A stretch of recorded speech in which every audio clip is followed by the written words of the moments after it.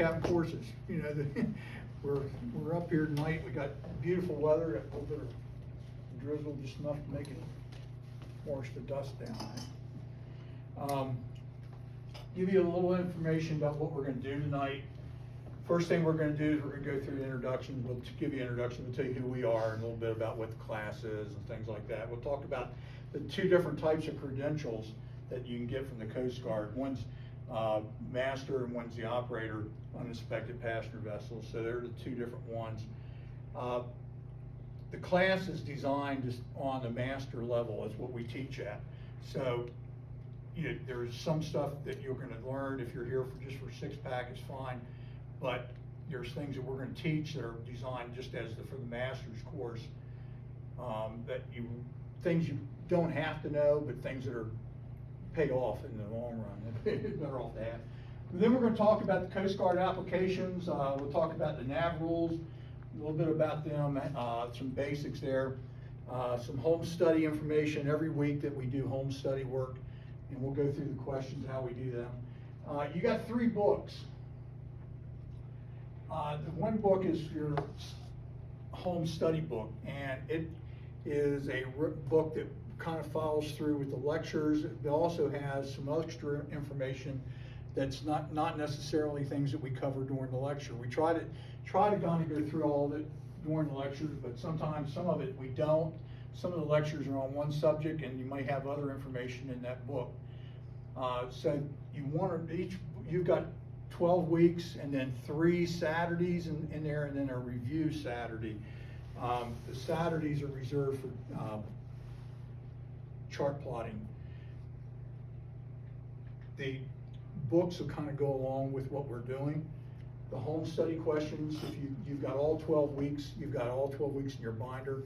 Something we just started doing. We haven't been doing that. We've only done that for this is the second class that we've done this in. Mainly because you got everything all together all at one time. And if you need to read ahead, you can read ahead, or if you want to look ahead, you can, you're more than welcome to. It won't necessarily help you a whole lot because until we go through it in class, it's not going to be, information to be, help you with learning what that is. The rules book. The rules book you have, that is an official rules book from the Coast Guard. If you need to have a rules book on your boat, it's a legal boat, book to have. What we did is we started using this and giving it to you instead of having you purchase it, 3 or 4 weeks later, because you need it to be able to help study. And it's either that or print the rules out and give you a copy of the rules, to use each week, or something like that. And it's a whole lot easier to use the actual rule book. The other book you got is Get Your Captain's License. That's a book written by Charlie Wing. It's a great reference book. It was published in 2016. It's a little outdated. The forms are outdated. The checklists that are in there are outdated. The rules are outdated. There's some been updates to the rules. There's been updates to the forms, and the checklist that they have in there is no longer a valid checklist. So you don't want to use that. You want to listen to what we tell you and how to do the application and everything. We'll go through how to do that tonight, and we'll help you with the application as well. We don't leave you high and dry with the application. We're going to go through it. Here in Delaware, they just lifted the mask mandate as of Friday, so. I'm not worried about masks in here. We're not asking you to. If you're going in and out of the building, if you see some of the firefighters, you may want to put a mask or something on if you're going in and out of the door. But up here, I'm not concerned about it. And Friday, they lifted, so I don't know what the policy will be here with the firehouse. At that point, I don't know. They probably won't require it. One thing I will say that with the COVID, if you do feel bad, stay home. You can just give me a call and say, hey, look, I'm not feeling good. I've got a cold, I'm not sure what this is, and not feeling right. Just let us know. If you sneeze, just cover it. Just the general things you've probably heard 1,000 times. So it's just kind of just to remind everybody. Restrooms, by the way, are right here in the hallway, just where we came in, right down here, the men's room's down here and on the left, as you're going back out. Give you a little heads up about what Captain Courses is. Charter Captain Courses was founded, it was first started in 1951, so it's been around for a few years. Captain E.L. Thomas, he started teaching this class, and he was working for the Baltimore City Police Department at that particular time. He was an instructor for the Baltimore City Police Department, instructor for the FBI, he did FAA for pilot's license, did ground school and aviation both. So he did all kinds of stuff, you know, and as far as instructions go. But he started in 1951. When he retired from the Baltimore City Police Department, he moved to Milton and had a home there in Milton, Delaware, where we had class. We also had class Cape Henlopen, Deltec. I don't know, there was about 4 or 5 places that we had classes at, you know, different times. We ended up having class right at his home, and we had, he had a nice garage that he had out back, nice 2-car garage, and he made a deal with a couple of students that come through, and they did some refinishing on it, you know, for him. And they did some work in there. And to say it was just a 2-car garage would be a really understatement. It did have the 2 garage doors, but one wall was all whiteboard down one wall in the front, and we had room in there for 20 people, you know, and we started teaching there, man, back in the early 90s, I guess it was. So that's when we started with that. Captain Tom passed away in 1996, right after, and actually Christmas weekend. He did the class up and through November that year, and then he passed away in 96. We took the class over, Captain Ken took it over, doing it that, and there we already had students signed up for the February, starting in February class. So we went ahead and took it over and started doing it right then at his home. And we did it there at the house for 97 for both classes in 97, and 98 we moved and went to Deltec. We were at Deltec from 98 through 2012. So that's is what we do. I want to introduce you to Captain Ken. He's there in the back, and probably most of you know who he is, so I'll just let him say hi and give you a little bit of basis about what he's got. Hey guys, glad to see you here tonight. A lot of you do know me because I've been in business down in Cambridge for 40 years. I have R&D Boat Supply down there, and we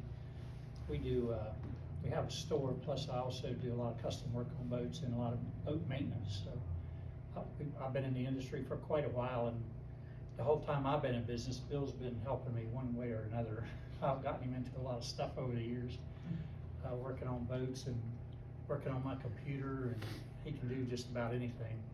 But anyway, the main thing I just need to explain to you guys is that we're here to help you get through this. So if you have any questions about anything when we give you this homework and send you home and you can't figure it out, just call us. My cell phone is right in the front of that binder, and Bill's is too. Sometimes I'm easier to get a hold of, and sometimes Bill's easier to get a hold of. But anyway, what we don't want you to do is waste your time. And so if you can't find an answer to a homework problem, don't spend 3 hours looking for it. If you can't find it or it just doesn't make sense to you, just call us. Okay, that's what we're here for. You're not bothering us. That's what we're here for. So anyway, good luck with everything. Thank you. Thank you. It's basically what did. Kenny's been in business for 4 years there. How we started, I've helped him. We worked on boats at night. We'd go out and after he closed up, he closed the store up at 5, and we'd leave the store and go here, go there. We've been all over the place. We'd be hanging upside down, bombing boats and running wires or doing this and that. And I mean, we did that for years. And Captain Tom had the class over at that time. He had started, went after he'd retired and came in, and Captain Ken got involved with him because he needed a source to be able to get some the information that he was giving out in class. And he needed, to be able to handle some different, he wanted a resource to be able to get books and stuff, and that's how they, and that, and with boats and with the captains over on the shore coming down to Cambridge, they were coming down and asking stuff, and, oh, you gotta see the Captain Tom. So anyway, we ended up going up. Ken was involved with him first, and then I went up. I kept putting it off, because you never have time to do this. It's something something I always want to do, something I never have time to do. I grew up a block and a half from the Chop Tank, right down from the city municipal basement there, and we had boat there, the yacht basement there, and I'd 14, 15 years old, I'd go down there and take my father's boat out. And, and then he'd complain because somebody was stealing gas off his boat. And the guy telling him, said, nobody was stealing gas off your boat. He said, your son's been taking your boat out. So I got in a little bit of trouble. That was like like I said, I was 14, 15 years old, something like that, But that was my first introduction into, boating. We just grew up on the water, and that's what we did. We were, every day that we could be down there, we were, so. Came over to take the class, like I said, kept putting it off, came over to do it, and Captain Tom, I didn't come over to do the class. He called and told me he had a problem with his computer. And we'd set a computer program up for him to keep track of the students in it, a database. He could put the names and addresses and stuff in it. And so we set that up for him and had that all set up. And he said, I'm having trouble, I can't get it to do this, can't get it to do that. And I said, okay, let me come over and look at it. So I came over and looked at it, and was in there in his room and back there in the office in the house and looking at it, and I said, I'm not having any problem. Everything seems to be working okay. This is doing. He said, well, I got a class starting here in a few minutes. He said, we'll go out. I got to go out here to the class, and I'll be back. He said, hey, you want to come out and just sit out here? And I said, sure. So I went out there and I sat in the back row. We had all the tables set up across the room, and across the back of the room we had chairs out, and you could sit in the back, just sitting at a table, not at a table. So I sat back there. Captain Tom, he went through the class for the first night, and after the first night got done, we went all back in the house, walked in the house, and he walks into his kitchen, and he reaches under his counter, he reaches in there and poured himself a little drink. He says, you want a drink? Yeah, okay. So I take a little drink, and we're sitting there, and he says, what do you think? I said, hey, that was pretty cool, that's pretty neat, I just need more time to be able to do, to be able to do something like that. He said, well, you're gonna make time. And he reached under the counter and he pulled out all the books, and he handed me all the books. He says, you're gonna be here next week, and you be here and you had the homework done, and I'll see you then. Like that. So I did. And that was when it came through and did that. Came through with another person I knew. It was a school teacher I knew. His name was Spicer Bell. I don't know if you know Spicer. Spicer was, he had just started teaching when I was in high school, and we got to be friends in high school because he rode motorcycle and I had a motorcycle, and we rode together some. But anyway, we'd known each other for that, and he was taking the class because he got a sailboat, and he wanted to get his, he was going to take it cruising, and he wanted to be familiar with stuff for that. So we rode back and forth together with Spicer, and that was how, so we'd meet and ride up from Cambridge together and back over to Milton. And that's how we did the class. It's been a few years ago. After I got done with that, Captain Tom, he came to me, because I think he'd already knew that, but he came to me and said, you were an instructor. I said, yeah, and I was an instructor while I was in the Air Force. And he said, okay. He said, I want you to help me, help us do some, teaching. At that time, we had like 5 people to help him teach the class. So, and we were only doing 10 weeks, because that was all that, we had set up at that time. It was a 10-week course. Coast Guard, came down, they used our classroom they came down, went through our classroom, they measured it out, and they said, okay, we need so much room per student. And, and because when we first started, we still had to go to the regional exam center to test. And then Captain Tom had got with some of the senators here and, you know, representatives here in Delaware, and some of the representatives in Maryland, and a couple of those were on the board with the Coast Guard. And they were talking about trying, they said, well, we need to get these schools, you know, some of these schools approved, and that's what they did. And he worked with them at that time, helping to get the schools approved. We were one of the very first schools in the country to be approved to be able to do testing. So we did that. Like I say, we had Coast Guard down. It was like a couple years, it was like almost every night, Coast Guard, we had a class, Coast Guard, there was somebody there from the Coast Guard, because they were in there watching what we were doing every night and seeing how things were done and making notes. And those people are all gone now, the people that did all that, you know. So we don't have any influence up there anymore at all, but they used to. We used to have pretty good. So that's what we did. Coast Guard's changed up a lot in the time being. We've changed a lot over the years, but a lot of what we still teach, a lot in the way that we present it, is the same way we did it 35, 40 years ago. So it's not something that's, you know, it's the same way that we've been doing it. You know, hopefully we'll get everybody through. I had everybody that came in here in this class last time, except for 2 people passed, and they never came in. They tested, but never came back to retest. Everybody else that was in this class passed. Up at Kent Island, we have a class up there as well. The Kent Island class, last class we started out with 20. I think it was 22. Was it 20 or 22 students? I think it was 22. You know, we ended up like with 18 people, ended up at the end. And out of the 18, I think we've had 15 pass, you know, that have passed. A couple of guys have just haven't heard from at all. You know, they go, no, we're, you know. Sometimes we'll hear from them, they'll say, you know, we want to come back through, that's fine. What do we do for a class? Well, the guidelines to be here and to be successful, one of the first things is it's okay to study with other people. You know, when you're doing your home study work and you're doing chart work and you're doing that type, it's fine to do that with other people. It doesn't hurt at all. In fact, it helps sometimes because you get their ideas and, you know, their inputs and stuff. But you got to remember, when you're doing the exam, you're the one doing the exam. So don't rely on them to be able to answer a particular question all the time. Make sure you understand all the questions, you know, not just that. When we're on a lecture night, or, you know, where we're talking about a particular subject, we want to stay on that subject.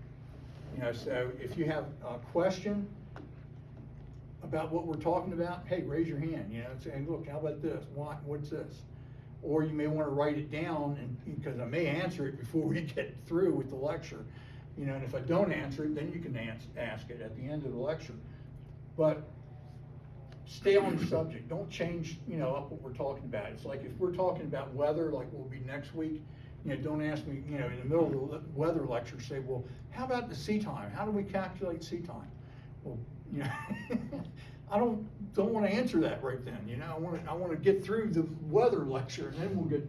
I'll be more glad to answer it for you at the end of the class, but not while I'm doing the weather. You know, so, you know, listen to what we're talking about in the lectures.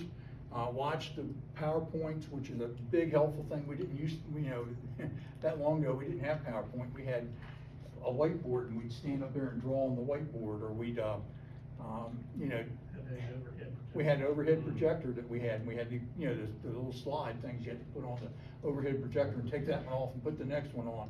We did that, and I mean, that's the way that's what we did for class,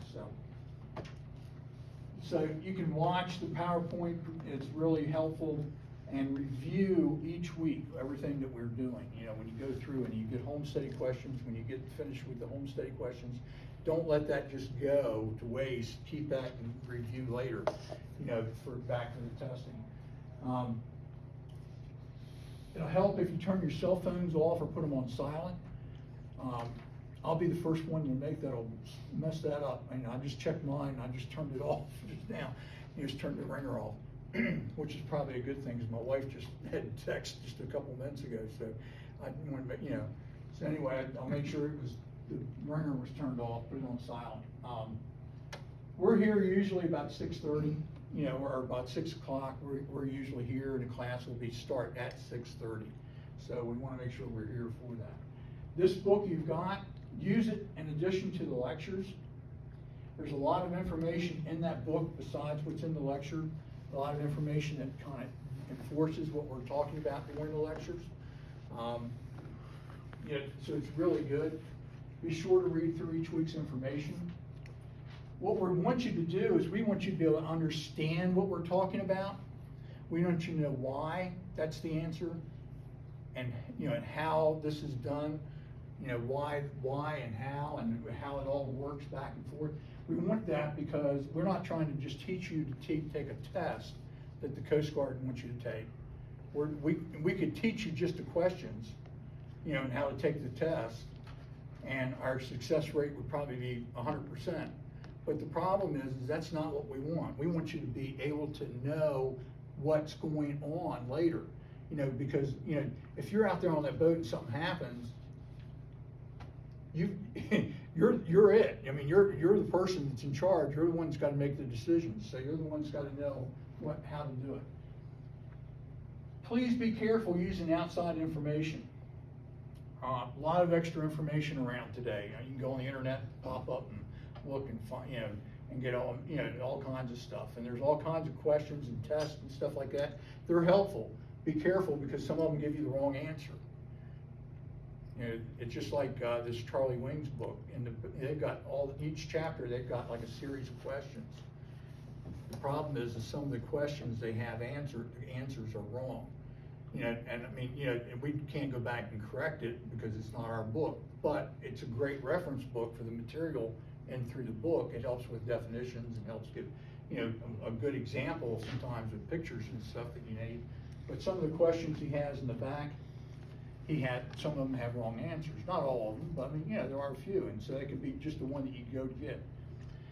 Give you a good idea of one thing I'm talking about with that. Let's say you go down to your dock and then you get on your boat.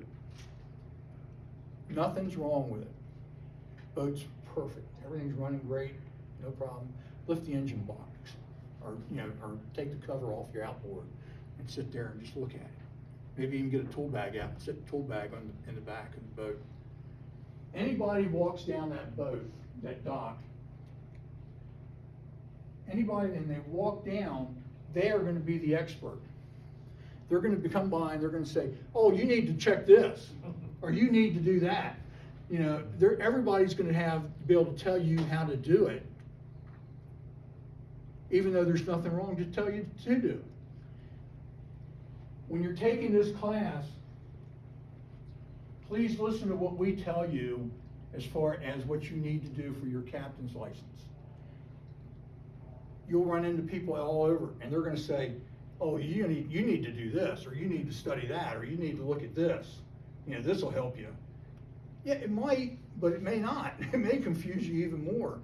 And one of the reasons I'm spending this talking about this is because I had a couple students, especially in the last class, go up to Kent Island, a couple of them, and they went in and they were going on YouTube, looking on all this stuff on YouTube, and they'd come back and they said, well, they said to do it this way on YouTube. I said, it's fine, but what are you going to do with that? You know, and when you get into charting, there's a reason we do things, some of the things way we do it is because it's less calculations, it's less math work to do. You know, you don't have to do as much work.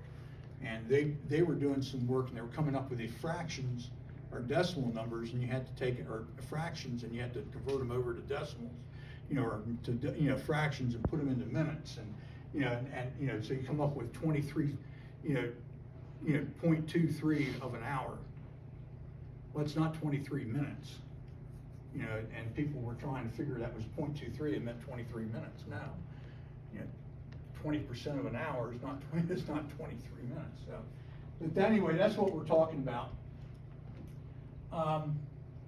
The schedule, some of you, I probably emailed some of you the schedules, but I'm gonna make sure I got the right one.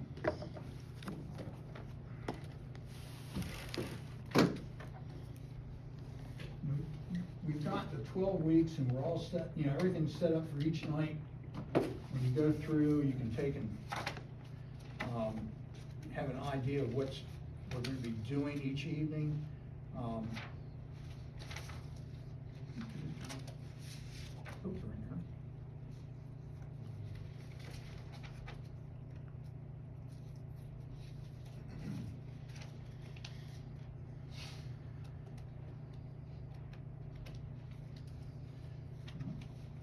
Thought they were, and maybe I didn't put them in here.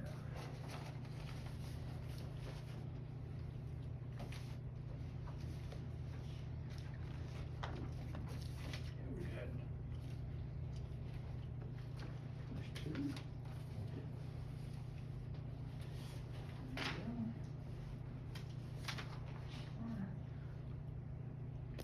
And what you'll see is just like tonight, February the 7th, and what we're talking about, Coast Guard licensing information.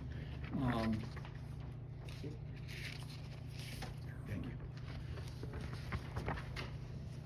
it goes through and tells you exactly what we're going to be doing each day. It also tells you what we're doing for home study work.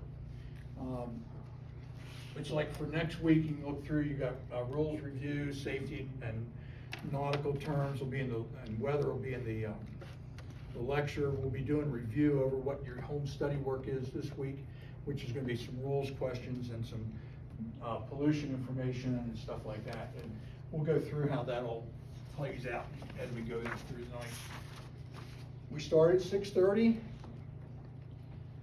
Be here and be prepared when it's by 6:30. That way we're able to start, and go by 6:30. Hopefully, maybe even a couple minutes earlier. Usually, most nights we're done by about 9:30. Sometimes it goes in about 9:45 or so. But a lot of it all depends on the questions and stuff we get. But most of the time, by 9:30, we're usually done. We go through the home study review each week when you come back in. The questions you'll have. We'll review those, we'll go through everybody, will read a question and the answer and everything, we'll go through and the whole class participates on it. When we go into Saturdays, the Saturday classes for the NAV chart plotting starts at 8:30. And that's kind of rough, 8:30-ish, because usually everybody starts dragging in about 8:30. So usually by 9 o'clock we're started, we'll start in on the lecture, but usually we try to get started about 8:30. We do that on Saturdays. Usually we're out of here by 2:30, 3 o'clock at the latest on Saturdays. Usually 2:30 we're done. But there again, it all depends.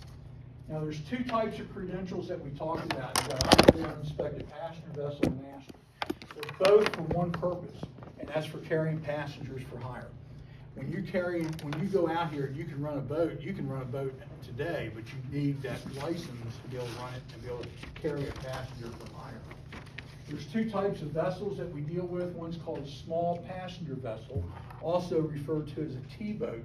And the T-boat is named because of the Code of Federal Regulations.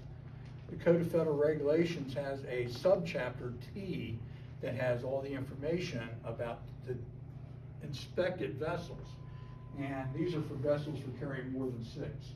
You also have uninspected passenger vessels. They're also in the Code of Federal Regulations. They have a point there. So a passenger for hire is anybody that you or the owner or the operator or the vessel itself receives some kind of consideration back on. And it depends on who wants to enforce it, how strict they can be on that. I mean, it could be something as easy and going along and say, here's a soda. I'm giving you a soda, Oh, that's it's here. You can drink it. It's fine. You're receiving something, and or here, let me give you $50 for the fuel. That's you're receiving some kind of consideration. And that's what the passenger for hire means. Like I said, it all depends on who would be the one person that would, hey, they come on board, did you pay them for taking you out? Did you give them anything for, and Yeah, I paid for the fuel. Oh, okay. You know, that's what it means. So small passenger vessel, what we're talking about with that, that's a vessel less than 100 gross tons, or what we teach is for up to 100 gross tons. It's carrying more than 6 passengers. One of them is a passenger for hire, you know, at least, 6 or more passengers, one as a passenger for hire. You can carry up to 150 passengers, or if it's overnight accommodations, only 49. That's what a T-boat is. They're listed, like I was telling you, in the NCFR, subchapter T. The person that's in charge of this vessel has to have a master's license. And it has to meet the tonnage regulations, or the tonnage for that vessel, whatever the tonnage is. Masters, we'll talk about the tonnages in a minute. Uninspected vessels are 6 or less passengers, with one of them at least on for hire. It's sometimes referred to as a 6-pack. If you're talking to the Coast Guard, don't say it's Coast Guard, don't say 6-pack to them. They get upset with 6-pack. You know, it's operator. I'm an operator's license. You know, they don't like the term 6-pack. They think of beer when they think of going out and drink some beer. But that's what they're looking at. It could be up to 100 gross ton. If they're over 100 gross ton, you can get a larger operator's license to carry up to 12 passengers, up to 200 gross ton. You know, there are some that are around that are listed as uninspected passenger vessels, and they can carry up to 12 passengers. You have to have a minimum of the operator uninspected passenger vessel for this. If you have a master's license, you can run it too. You know, you can run a 6-pack boat with a master's. This is what the credential looks like. They're about to it looks like a passport now. That's what it looks like when you get them. It used to be like a piece of paper you could hang on the wall, but now this is what you've got, and you can carry it with you. It's got all your information. Operator and master, they both come in inland and near coastal. The only difference is in master also is divided up into tonnages, 25, 50, and 100 gross ton. So it depends on your experience, what experience you have on what vessels, on what size. And we'll talk a little bit about that as we go through here. So what you need to have to get an operator's license is you have to be at least 18. You have to have 360 days operating a vessel, involved in the operation of the vessel. It doesn't mean you have to be up there 360 days steering it. That just means you have to be on the boat for 360 days, documented sea time. You can show the Coast Guard this is what we did. 90 of the 360 have to be current. That means in the last 3 years. It's what they call recency. And that's going to be for any license you're doing. I mean, whether master or operator, either one. You have to have 90 days in the last 360. And that's just to be sure that somebody just doesn't, that hadn't been on the water for 10 years or 20 years, decides they want to go get a license. So they submit their sea time they had for 20 years ago and, used to get their license. And then, but they haven't been on the water for, the last couple of years. They don't even know where the water is. But you gotta have that. Now, for an operator's license, inland is 360 days, near coastal is 360 days. But for near coastal, you gotta have 90 days on near coastal waters. The balance of that could be on inland waters, but you gotta have at least 90 days on the ocean or near coastal. If you get that license is good for out to 100 nautical miles. You can run offshore to 100 nautical miles with an operator's license. For a master's, this is for vessels, the T-boat vessels, the vessels with a code of federal regulations or certificate of inspection, COI. If it has a COI, you have to have a master. You have to be 19. For near coastal licenses, it's 720 days in sea time. Of that 720, 360 has to be on the ocean, or 360 can be inland. But 360 of that 720 has to be on near coastal waters. If it's inland licensed master only, it's only 360, same sea time as for an operator for inland. Again, 90 days in the last 3 years. Those are the basic requirements. Sailing endorsement. Picture of Nathan there in front of They're waiting on me right now. Is that right? They've been trying to get me for, I don't know, several years. I said, no, don't wanna have, I'm good. They're good people though. Oh, They yeah, really yeah. are. They really are good people. But you got the Nathan. Anyway, a sailing endorsement can be added to a master's license. It cannot be added to an operator's license. If you're gonna get a sailing endorsement, it has to be added to a master. For near coastal, you have to have 360 days on sailing vessel, inland 180 days on sailing vessel. For assistance towing, now anybody here could go out and tow somebody in. In fact, if somebody's broke down, they want you to help tow them in. But in order to receive fees for the assistance, you have to have this endorsement included on your license. This is just an added endorsement for that. There's no requirements other than passing the exam for it. We'll go through it on week 12. We'll go through, what's needed on it, and if you want to do the testing on it, you can. But this is to be able to assist another vessel out. A lot of the towboat companies, Towboat US, and all them, you got to have one of these on your license if you go to work for them. This is what a certificate of inspection looks like. GED. Anyway, we got up here what it's got the vessel's name and the port. It'll have the official number on it. It'll have the FCC call sign all be on there as well. It'll have manning requirements. How many people are required to be on that vessel to move it? The boat that we had to have 3 people on the boat at any time. I had to have a master and 2 deckhands. That's just to move the boat. I mean, no other passengers on the boat. I had to have a minimum of 3 people on the boat. Master and 2 deckhands. Deckhands didn't have to be licensed, but they had to be drug tested. They had to be part of the crew. So, anyway, that has to be on there. It also has total passengers and crew.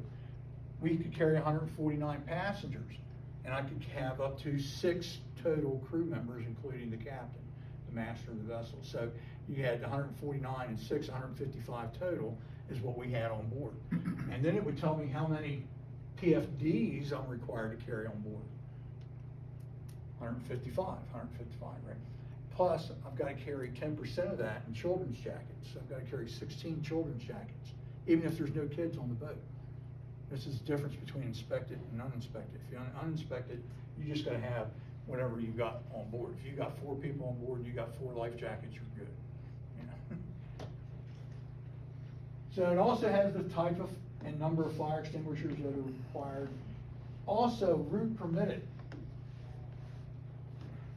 Just because you have a boat doesn't mean you can take it anywhere you want.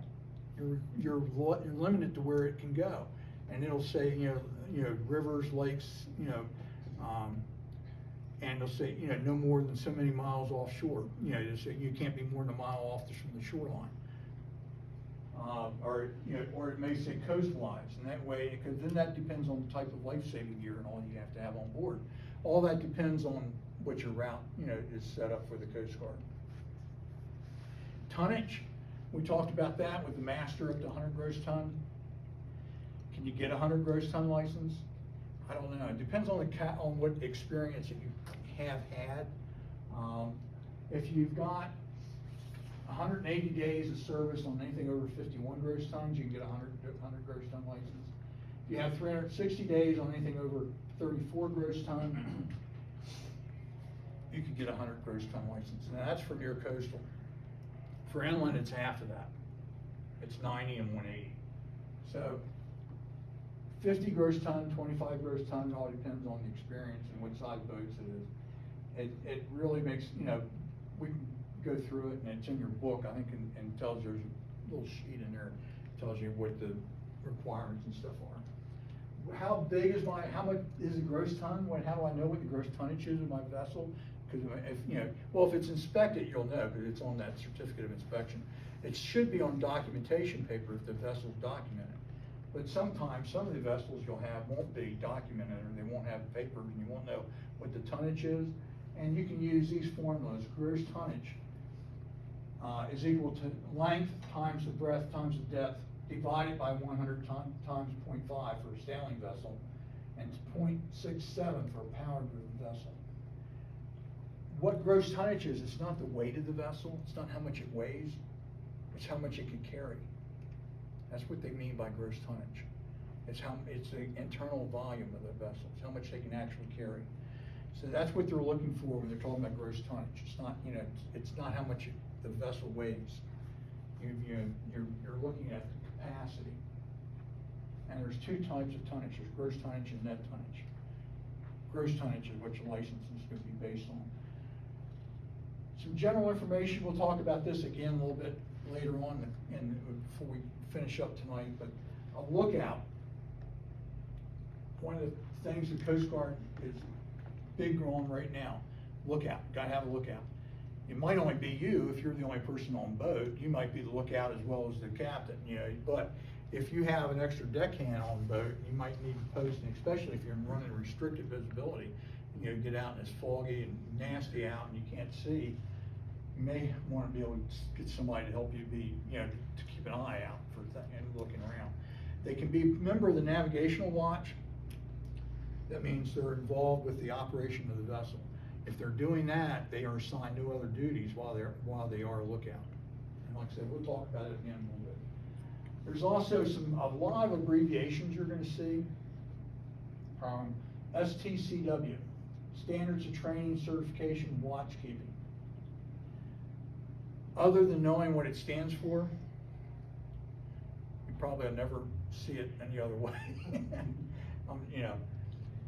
CFRs, Code of Federal Regulations. Well, a lot of what we deal with are based on regulations, and that's where they come from, is the Code of Federal Regulations.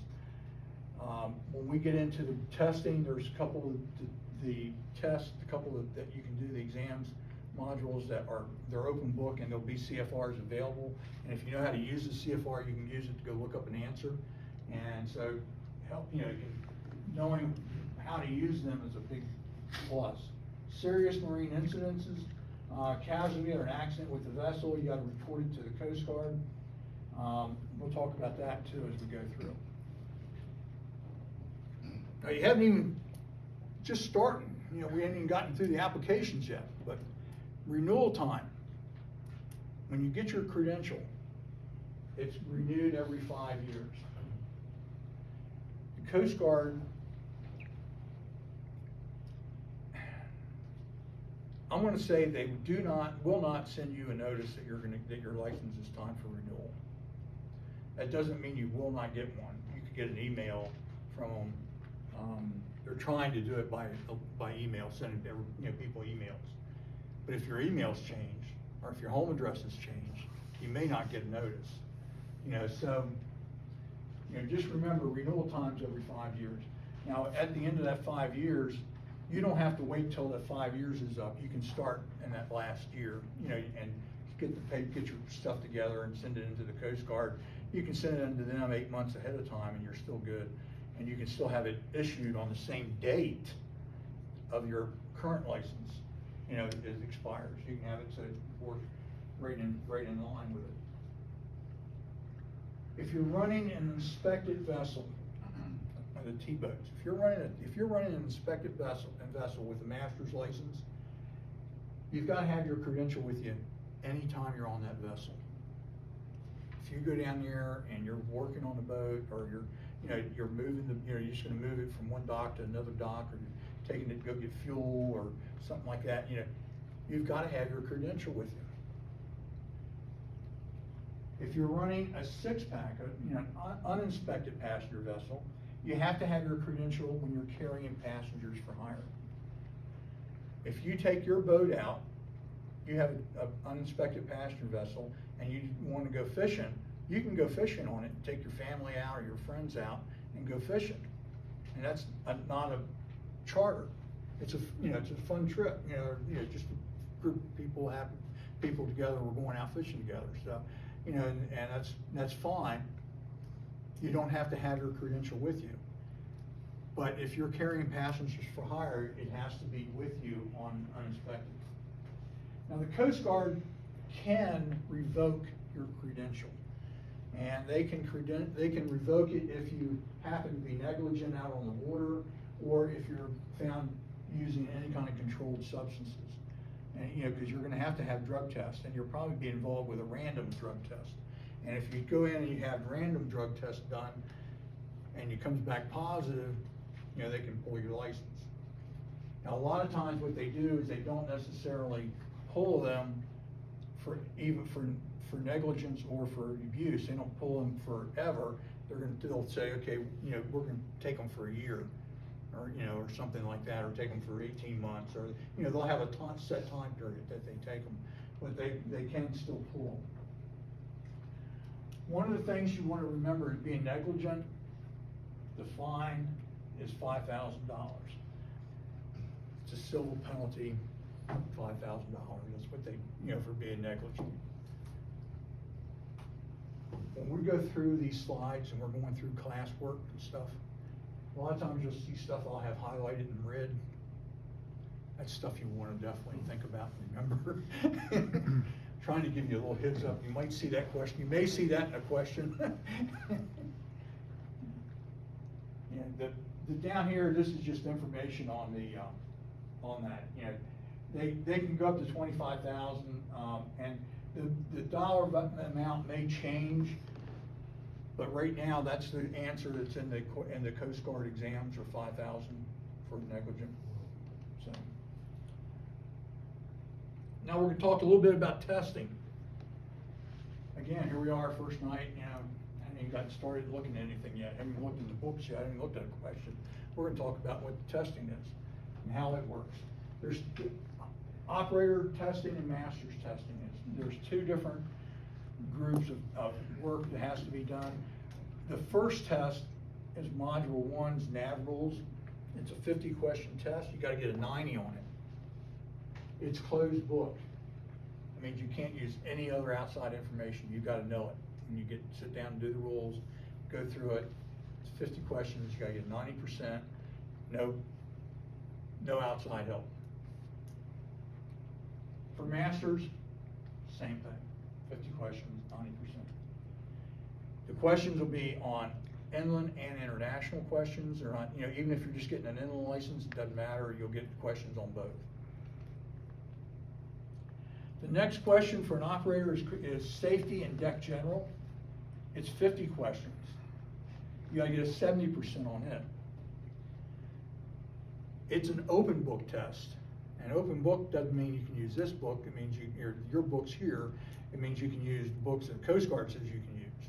You know, it'd be a light list, Coast Pilot, CFRs, tide and tidal current tables will all be up front here and it'll be available. You can open them up, go look answers up, or look up definitions, you know, in the books, or whatever you may need to do. You can use the books for that. For masters, you've got deck general. It's 50 questions, 70% open book.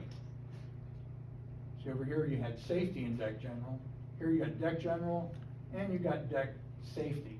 Two separate exams, 100 questions instead of only 50 questions. And that's the big difference in the two in the testing between the two licenses. It's 50 questions, 70%. Both of them are, and they're both open book. NAV general is 50 questions, open book on both. And then you have the NAV chart problems, navigation problems, 10 questions. The 10 questions are 90%. And they raised that in 2018 to 90% from 70%. They, why, I don't know. I don't know why they did, why they said, you gotta get 90 on it. But that's what they changed it to, was 90%. It's 10 questions. It means you can only miss one. That's why we spend 3 Saturdays on doing the charting. Because how many people work the charts today? You might pull them out and look to see where I'm going, but you don't plot your courses and stuff on them, do you? Update them. Yeah, where the buoys are, if they pull the Update them buoys. with GPS. Yeah, make sure the buoys have got the right buoys and stuff where I'm looking at, lights. Each question on the chart when you do a question, but for the most part, each question in the chart plotting, well, there's more than one question in each question. In other words, there's like 3 or 4 steps you're gonna have, or 3, you're gonna have to process, there's 4 or 5 processes in each question that you've gotta go through and answer to get the right answer. There might be a few questions out of the 10, there are probably 3, maybe 3, sometimes 4 questions that are just a straight plain question where you just go and find the answer and bang, that's the answer. Most of them are gonna be, I gotta find latitude and longitude, gotta measure distances, I gotta find out what the speed is, and I gotta find out what the course is, and then so all that you gotta put into it. That's why we spend so much time. Rules of the road. There's general, there's steering and sailing, lights and shapes, sound and light signals, annexes, and a little bit more as far as that goes. Week 3, we'll talk about the rules. We'll give you a little baseline of what's all in the rules.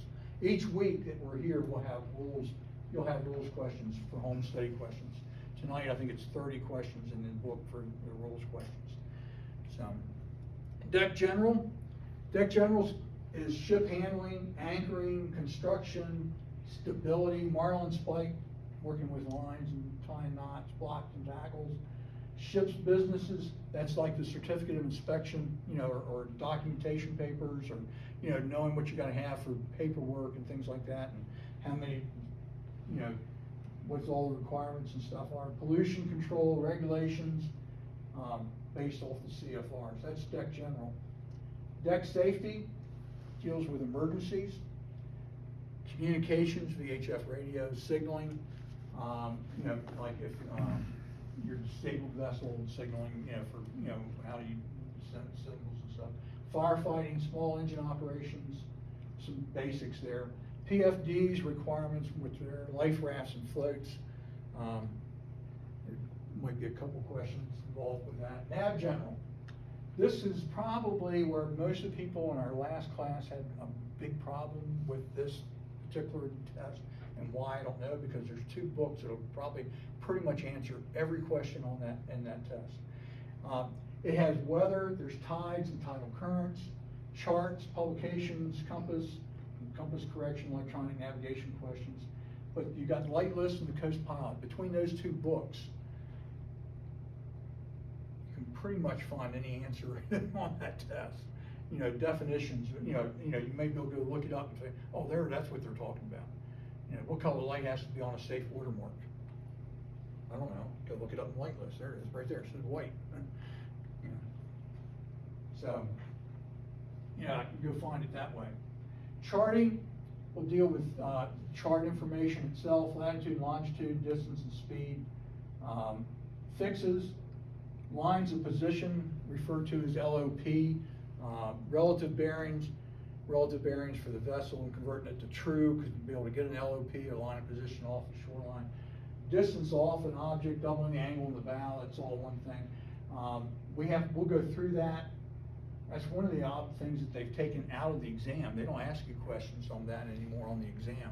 We have to teach it to you, but they don't ask questions about it. Set and drift, you see there's 2 set and drifts on the exam. There's what they call what is your corrected course to steer, allowing for current and wind, and what was a set and drift. I left here at 8:30, I'm going there, and at 9 o'clock, this is my latitude and longitude, but that's not where I want it to be. I want it to be somewhere else. What's the current? What's pushed me that way? That's, what was the set and drift. Reference publications will be used in that as well, Light List and Coast Pilot mainly. For sailing and towing, safety and terminology are probably the 2 big things on both of them. There's not a whole lot of anything else. I mean, most of the people, if you could pass the sailing test tonight. I could give it to you, and I guarantee you'd pass it. I wouldn't have to worry about it. I could guarantee, So the towing is, when we go through and you review the information on that, you got to get a 70 on either one of them. But like I say, most people that sail could pass the sailing test. Most people that that are involved out in with just the general lines and stuff, you'll be able to do that. Now, when you do the testing, And you have options like that, because you heard me say there was a couple people that we hadn't heard back from, when they came in the first day and tested, and we didn't hear from them. If you take a test, say you take you're taking the rules test and you failed the rules test, you passed everything else, but you got an 80, I'd say an 88 or an 86 on the rules test. If you did that on the day of the exam, I'm probably gonna say, why don't you take it again? Because if you got an 86 or an 88, you probably missed it because you misread a question. Not because you didn't know the rules, it's because you misread the question. Go back and I'll say, take your time, read each question, read each answer, read every word, and get it, and go back and through it. I had one student last time from Ken Island, came down, and he was like, he sent me a picture of him, he's ready to go. He sent me a picture Saturday morning before the test. He said, I've never been more confident of being able to take an exam in my life. Comes in, takes the rules test, gets a 65. Right off, first test, 60 something, I don't know, 60 something.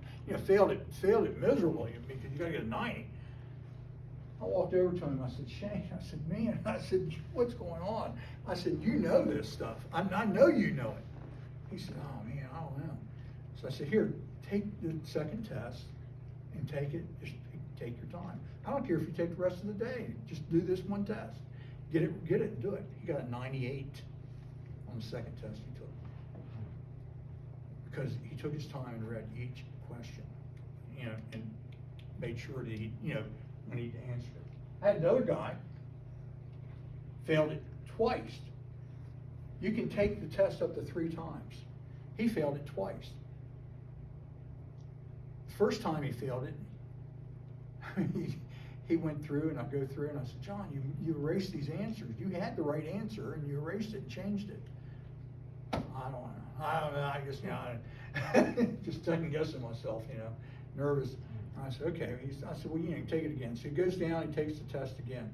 Takes it, what'd you do? He failed by 5? Yeah. I think so he did the exact same thing. You could see on the answer sheet where he'd answered it. He'd answered it correctly, and then erased the answer and put it and marked the other answer. I told him I was gonna take the eraser off his pencil. Yeah. For the next test. And he did. Well, he passed the next one. You can take a test twice, 2 more times, 3 times total, and so you're up. You can take it 3 times. When you get ready to take it the 3rd time, we're not going to let it. We don't want you to fail. So before you take it the 3rd time, we're going to make sure you know what you're doing. Go home and make sure you've studied. We're not going to let you take a 3rd test and just blow it out. But you can take it up to 2 times. So, there's 3 exams for each module, and there's 1, 2, and 3. So you can you'll take 1, and then if you fail that, you'll take 2, and if you fail that one, you take 3. So you can take each module. There's 3 modules or 3 tests for each module.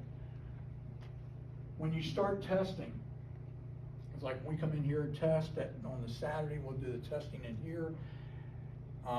If you don't pass everything, you've got 3 months to complete the testing. So if you don't complete it in 3 months, you got a couple choices. You can take, the full retest with the Coast Guard. You can come back and take the class again if you want. You're welcome, come back, sit back in, next fall, come back in, sit back through. Again, we don't charge you if you want to come back in, sit back in. Or you can go to the Regional Exam Center in Baltimore and test. You can, you send all your application, your paperwork up to them and you can schedule an exam with them. That's a big advantage of taking the test with us, is we're not standing over top of you. We're not sitting here with a Coast Guard sitting here and going, no, what are you answering? You sure you got the right book? I mean, that mess you up. If somebody from the Coast Guard standing there and you're trying to take an exam and they're watching over top of you, because that's what it is. It puts an added pressure that you don't need, and that hopefully taking it here, it's hard enough. It's going to be enough pressure on yourself at that point. So, but what you want to remember is we're here to help you guys. We're not here to, we're not here trying to fight you or anything. We want to make sure, we want you to get your license. We're gonna take a short break. We'll take about a 10-minute break. You can use the restroom, go outside if you need to or whatever, and then we'll come back and we'll start back up in the second part. We'll go through the application process, and then we'll talk about a little bit about the rules and home study work and stuff.